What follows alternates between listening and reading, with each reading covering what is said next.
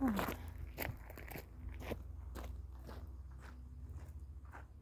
everybody, welcome back to Katarina's Garage. My name is Katarina Lloyd, and today, well, I'm going to talk about how you can really, with patience and being resourceful, of how you can actually build your car for thousands of dollars less than what most people are able to do.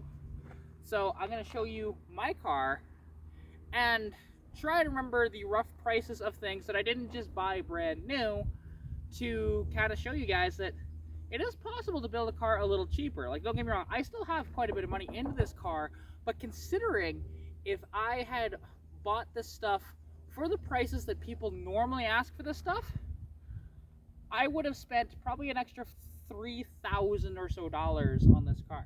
So let's go over it. So first up, okay, so with this car, I've probably one of my best money saving things was actually in my interior. So these seats, there's a matching rear seat, but there's just way too much crap in here at the moment. So like this car, I bought it and it was fully blown apart in here. I just had the dash, the steering wheel, and there were seats in it, but that was it. There was no carpet, there was no headliner, and the door panels were out of it, but they were here, they were just out of it. So for starters, okay, this carpet was actually free because I had bought a parts car, I parted it out, and then I made money on the parts car, and as a result, I took the carpet out of it. Didn't owe me anything. Awesome. This tilt steering column, again, was free. My buddy had this 82 Mustang GT, and, well, the thing was trash. It was rotten. It was bad. So we took the steering column out of it and put it in here. Again, that was free.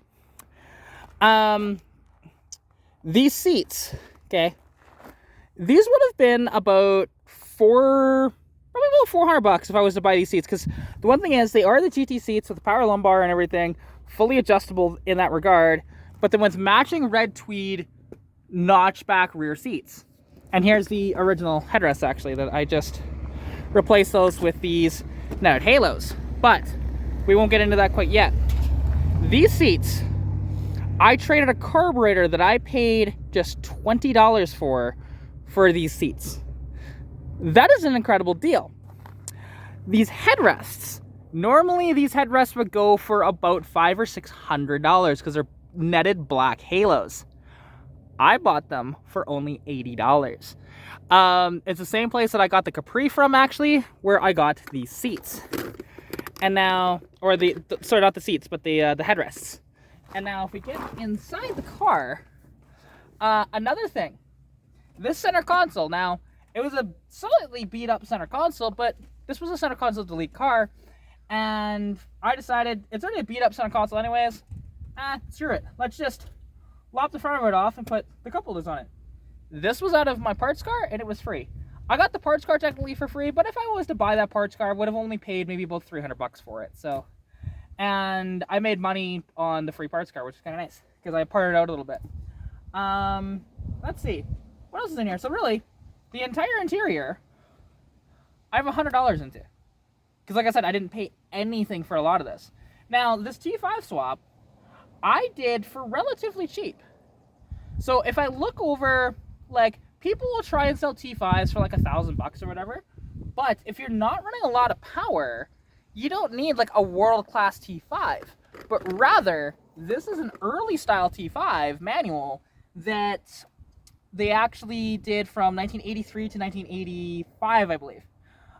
It's out of a V8 car, and this, so I'm borrowing this shift ball technically because it's off my buddy, but I bought this T5 with a Hirsch short shifter already on it for only $300.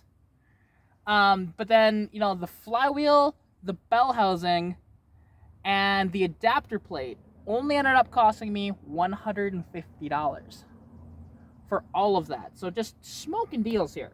So that's $450 into that, and then I needed to buy like a clutch. I just went to Rock Auto, got one of their high performance clutches off of there. It was like $200. So let's see, that is $650, and then I needed a $92 starter. So, you know, what are we at, right? Like, about $700, maybe $800 total into this entire T5 manual swap. Now that is one hell of a deal, and we did it all ourselves between me and my buddy Keith. Let's look at, well, what I have out back, because people try and sell 8.8 rear ends for like a lot of money.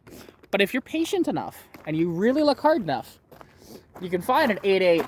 And this one, or you can't really see it down there. There you go, you can see it there, maybe, probably. There's an 8.8 under here with 355s that I only paid, again, $300 for. The tires, these big Cooper Cobras out back, I paid, I think it was $300 for these. Not too bad. Actually, no, I think it was $200 for these 275 6015s.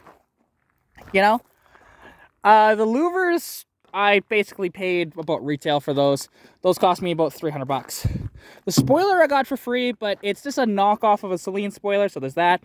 The trunk lid I got from a junkyard for only $40.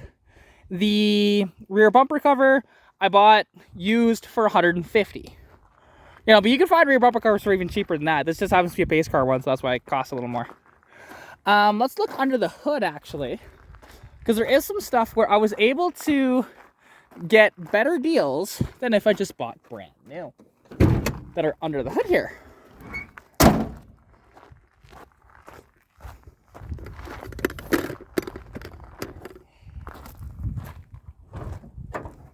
So we look under the hood and we see this 200 cubic inch inline 6.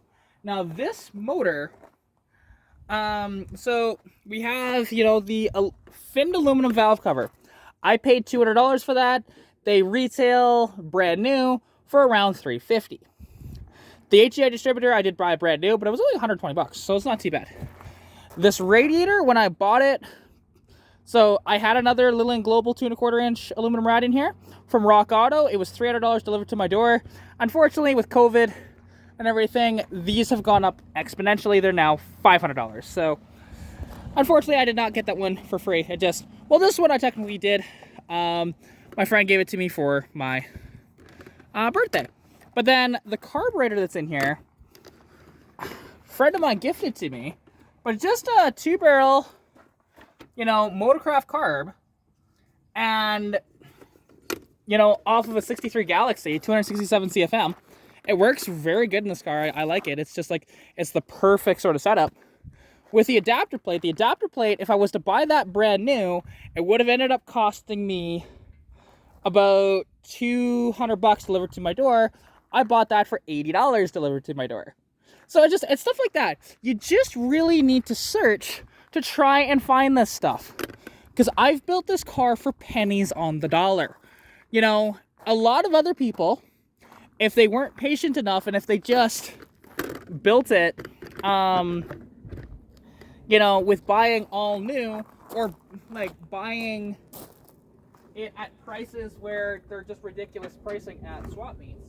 And now this hood was free, but it's kind of a POS hood, so, you know, I don't even count that, to be honest, because it's not even staying on the car. I've had it on for just a few months, and I hate it. But this front end is getting swapped out tomorrow, and I bought this awesome front end for this car. It's off of an 86 Mustang, and it's got the headlight covers, you know, right here, the clear ones. And then down below, it's got similar to an 82 GT or a 79 pace car, sort of aero package on the front. It looks incredible. Now, unfortunately, it's fiberglass rather than the polyurethane, but I do actually have a polyurethane one that just needs to be repaired. And who knows, in the future, I might end up throwing that on it, because I prefer the polyurethane over the fiberglass, because if anything happens, that fiberglass is going to get damaged if it gets hit. However, this polyurethane, it can take quite the hit. Case in point, I hit some geese a couple weeks back, and you can't even see a mark where I hit them. So, on the highway. So, I consider that a win, right? I tried to stop, but unfortunately, a little suicidal geese that way. But honestly, I am just so excited for what's to come with this car. And I'm nowhere near finished. Now, unfortunately, the money spending is really just beginning.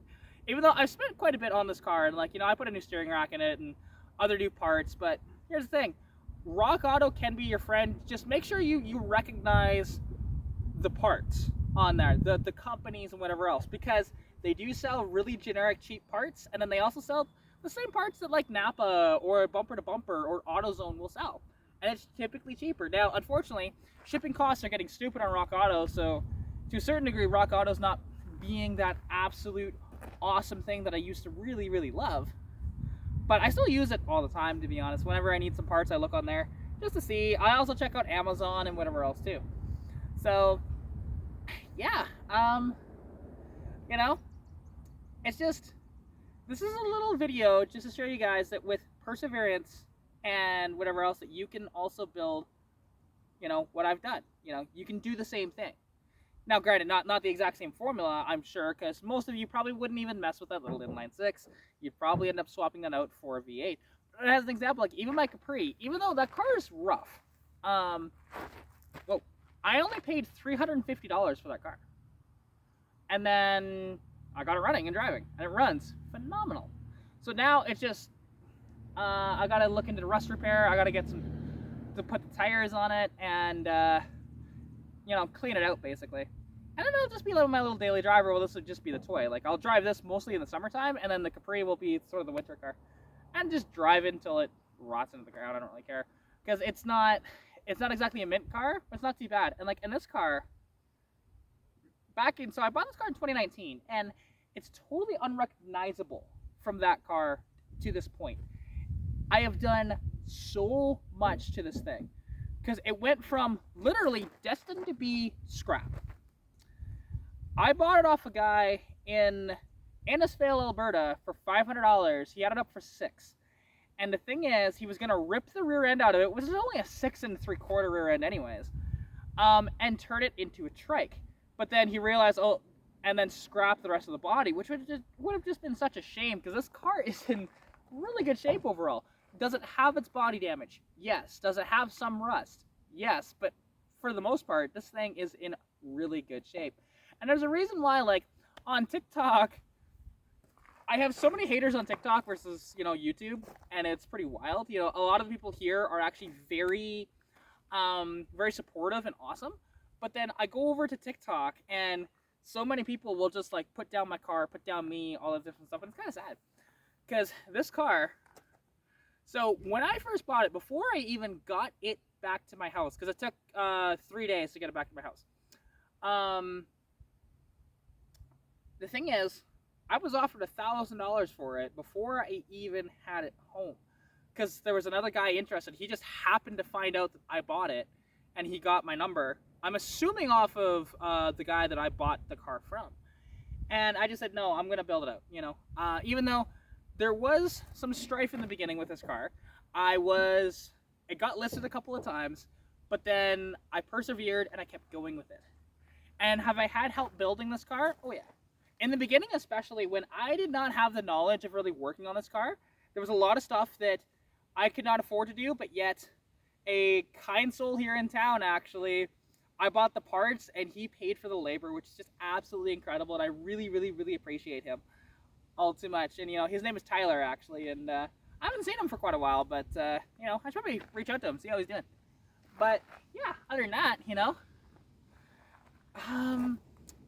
it's just, and there are still deals on Fox bodies to be had.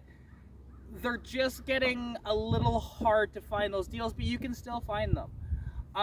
As an example, me and my buddy Keith last winter, we ended up buying a 1983 Mustang GT.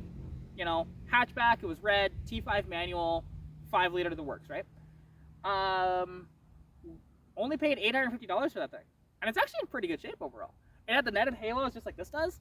And yeah, he got it running after a little bit of fiddling around with it. And it actually runs pretty good overall. And yeah, without spending hardly anything, you know? It's kind of a win.